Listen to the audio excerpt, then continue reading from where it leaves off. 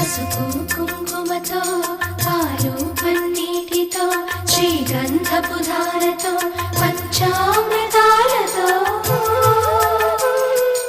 అంగాంగం తడుపుతూ దోషాలను కడుగుతూ గంగోత్రికి జరుపుతున్న అభ్యంగన స్నానం. అమ్మా గంగమ్మ,